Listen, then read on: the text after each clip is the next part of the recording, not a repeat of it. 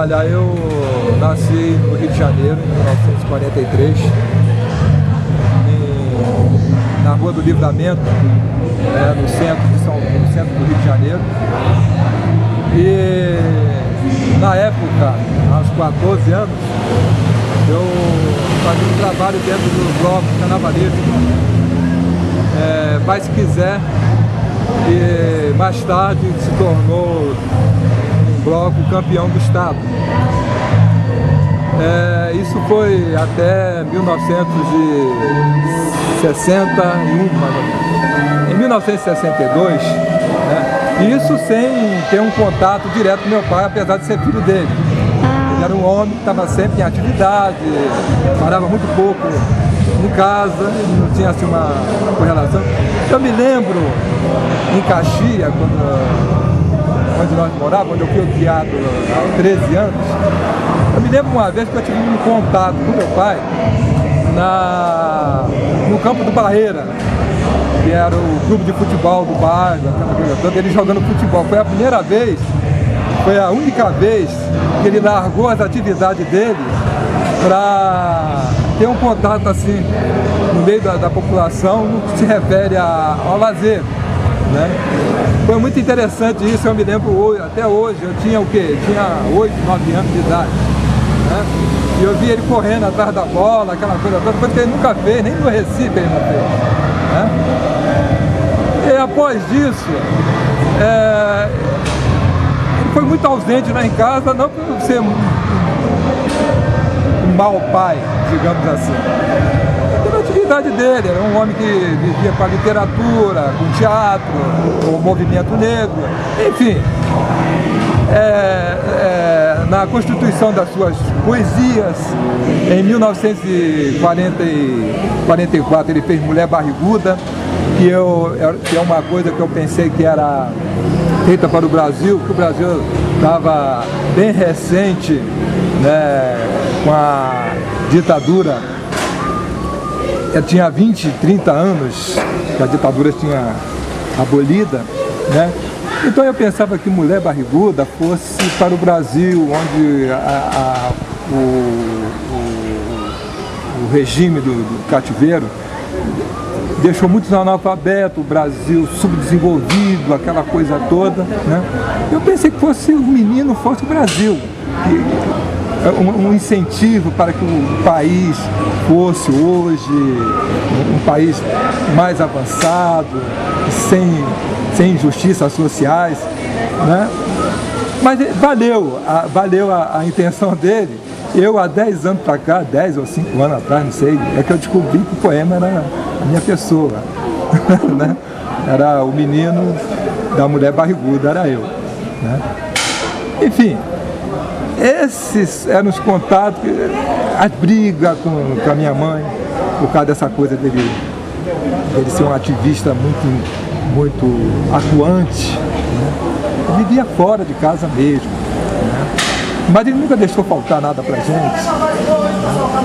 A intenção dele era outra, os objetivos deles eram outro, né? Ele estava mais preocupado, ele tinha a preocupação de montar um teatro popular, né? Da conscientização da população no Brasil. Isso, na época, na verdade, era muito difícil de ser entendido, né?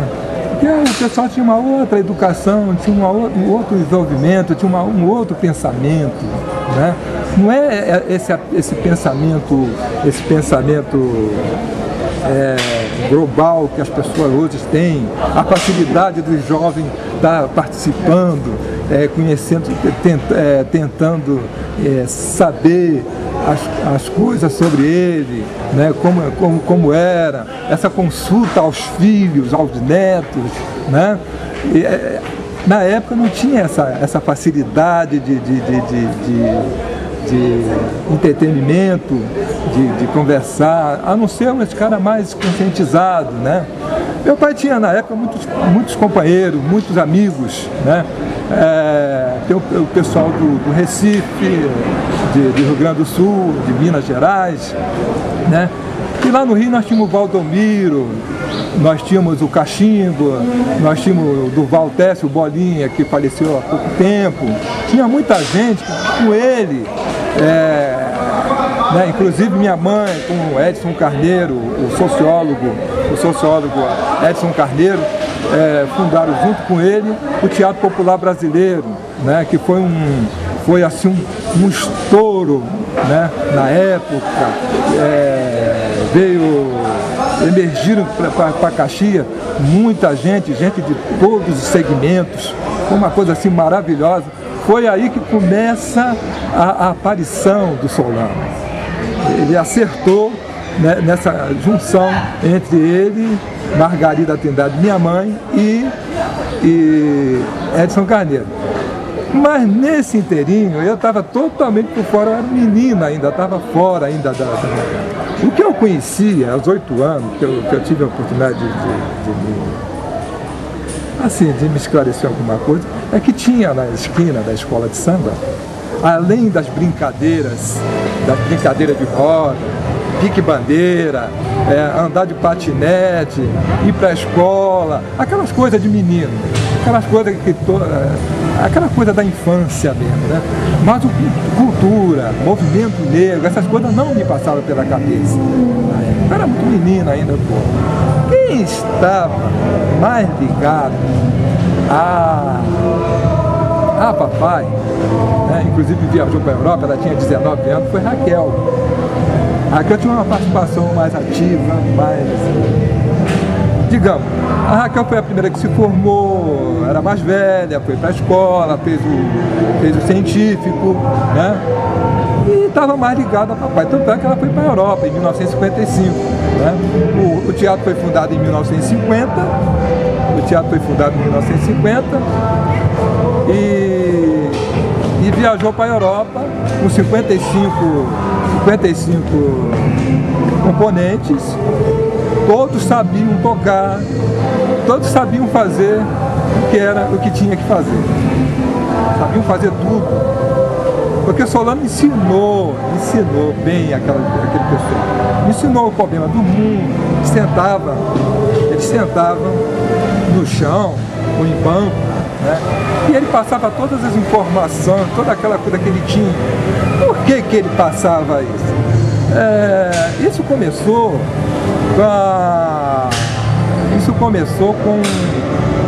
quando meu avô, né, Manuel Abílio, sapateiro, filho de sapateiro, né, casado com uma miliciana,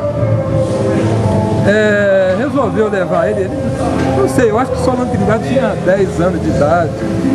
Ele era menino ainda quando meu avô resolveu ele para ver um pouco do bucolismo do Estado. Ver as coisas bucólicas do Estado, a pureza ainda que tinha no Recife, aquela coisa toda, né? E ao meio a tudo isso, tinha um pregão, né, que ele levou para o teatro. Ele levou para o teatro a poesia, ele levou para o teatro as danças, né, o caboclinho, levou o maracatu. Todas essas coisas que ele aprendeu, ele passou para as pessoas em 1950. Ele foi passando, e o pessoal assimilou com isso com muita facilidade, porque as pessoas, na verdade, já tinham muito talento. O que faltava, né, era Solano que faltava. Solano deu assim um grande reforço. Na fundação do teatro apareceram por lá Ruth de Souza, ainda muito jovem, o Grande Otelo. Muita gente teve contato com ele, né? Ele revolucionou o movimento, né? Hoje ele é considerado o pai do teatro negro, ele é considerado o maior porta-voz da negritude brasileira. Não é pouca coisa, né? Então, aí eu chego em 1962, eu chego em São Paulo. Aí eu dou de cara, sabe com quem? Né? O diretor do Teatro Experimental do Negro, que é um trabalho que começou no Rio em 1940, né? Por Abdias do Nascimento, e em São Paulo estava sob a direção de Dalmo Ferreira, um gaúcho, um jovem gaúcho, que morreu tempo depois, né? E inclusive tem 2 filhos que trabalham na Globo, né? Um desfila na escola de samba Rosa de Ouro, né? Desfila na escola de samba Rosa de Ouro. O outro trabalha na Globo como, não sei exatamente o que ele faz, ele trabalha com reportagem, essa coisa toda. Então, no dia 5 de maio de 1962, foi a minha primeira aparição dentro do teatro. E o meu primeiro papel foi a dança do Exu. Eu falei para meu pai, eu não vou conseguir. Não, você vai. Você tem a cara do Exu. Você tem a cara do Exu. E eu enfrentei uma plateia de mais ou menos 500, 700 pessoas. Meu pai carregava muita gente por Imbu. Então, antes das festas ter seu início, né, a gente saía pela praça chamando o pessoal para participar da festa. Além, porque assim, naquela semana, sem saber, sem conhecer São Paulo, eu já saía, ele fazia um calhamaço de cartas que tinha alguma coisa sobre as festas, né? Embaixo ele colocava redator-chefe. Os redatores todo mundo conhecia o trabalho do Imbu, o trabalho do Solano, o trabalho do Teatro Experimental do Negro, né? O Teatro Experimental do Negro, voltando um pouquinho, tinha só fera. O Mesgampo, o professor Aristídio Barbosa, Cilé Rodrigues da Costa, pintora, né, e declamadora. Tinha Eunice Pereira, né, tinha o Pinheirão, que hoje está com 77 anos, mora em Mairinque, numa chácara, né, inclusive já sofreu 18 cirurgias, mas está em pé. Ele não esquece das poesias do Solano. Então ele conta para mim o que eu não tinha vivenciado anteriormente a 62. Então a gente faz essa correlação, né? E é isso. Então junto com o Assis, Claudionor Assis Dias, que levou Solano para o Imbu, né? Que junto com o Sakai e Cássio M. Boy fundaram o movimento de arte do Imbu, que teve a mesma repercussão em Caxias, mas com mais ênfase. Claro que foi um pouco mais, tornou-se internacional o trabalho, né? E para lá foram vários artistas, todo o segmento da sociedade, pessoal de igreja, pessoal de candomblé, pessoal de maracatu, pessoal da arte plástica, enfim. O Imbu foi invadido, foi aquele sucesso tremendo, e eu me beneficiei disso. Na minha primeira aparição, fiz o Exu, todo mundo aplaudiu, foi legal pra caramba, né? E eu desinibito, eu acho que aí eu passei a perceber que eu nasci pra coisa também, né? Foi muito legal. Participei do pregão, participei do Bumba Meu Boi, né? Que tinha o Iberê, tinha o Assis e o Ferreira. Muito engraçado. O Iberê era o capitão, né? O Assis, o Matheus e o Ferreira Bastião. Três feras, né? E além de Jane, que fazia a Jona Baia, tinha... O que mais? Né? Tinha a Tereza, que fazia a Ema, no candomblé. No Bumba Meu Boi era o Matheus Bastião, né? Bom, o tempo foi passando, né? Eu fui conhecendo muita gente, fui participando, carregando instrumentos, e a maioria dos ensaios eram feitos na Ladeira da Memória, que hoje é a estação do Angabaú. Tinha um prédio, então nós fazíamos um ensaio ali, né? Então eu carregava instrumentos nas costas, pra lá e pra cá, e toda hora mudava de local de ensaio. A gente se apresentava no Teatro de Arena, se apresentava no Leopoldo Floyd, João Caetano, né? Leopoldo Floyd, Paulo Heró, né? Enfim, nas faculdades, nas escolas, muita coisa eram feitas. E eu tenho lembrança de Robertinho, Israel, Maria Tereza, Terezinha Cubana, o Antônio Mendes, Laranja e Grande, que eram 3 irmãos, né? E tem a questão da chegada do meu pai lá no Rio de Janeiro, voltando em 1942, em 1941, finalzinho de 41, aí em 42 minha mãe foi atrás dele, né? Foi quando minha mãe foi atrás dele em 1942, a Raquel tinha 6 anos, a Godiva, minha irmã, tinha 2 anos, eu não tinha nascido ainda. Eu nasci em 1943. Aí falando dos filhos,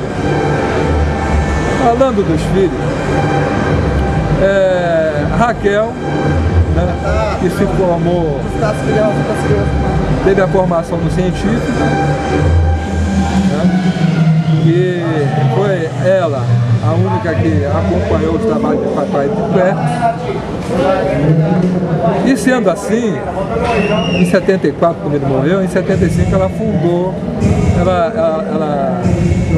ela fez a transferência do teatro popular brasileiro para teatro popular sul-africano, que está até hoje. Raquel é a mola mestra da família hoje. Raquel tem assim, eu digo com emoção, Raquel é a mola mestra da família.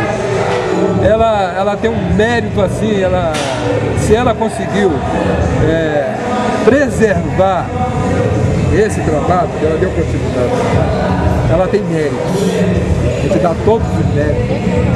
A Godiva, que tinha 2 anos, hoje está com 70 anos, é uma pessoa que não se envolve com os movimentos, mas quando ela faz bem, né? Quando convidam ela para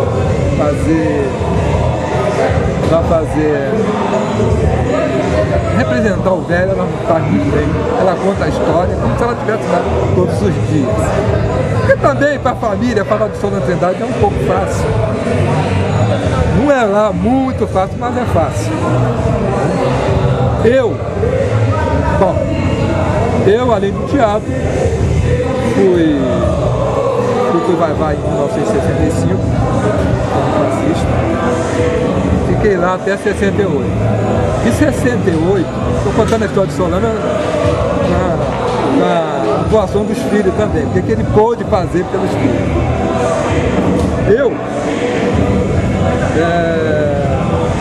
Eu comecei em 1965 no Vai-Vai, em 68 fui convidado para ser o primeiro mestre-sala da Mocidade Alegre, dizendo para o Juarez da Cruz, que hoje é falecido, mas Juarez, pelo amor de Deus, não me põe. Você entendeu o que é aquilo? Eu nunca dancei de mestre-sala.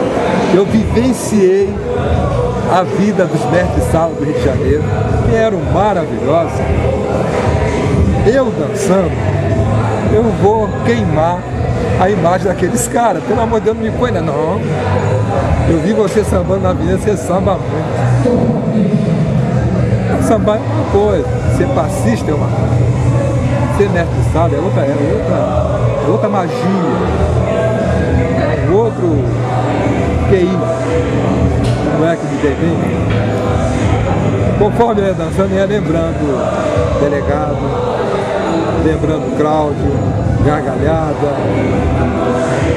Canelinha, da Império Serrano, vários.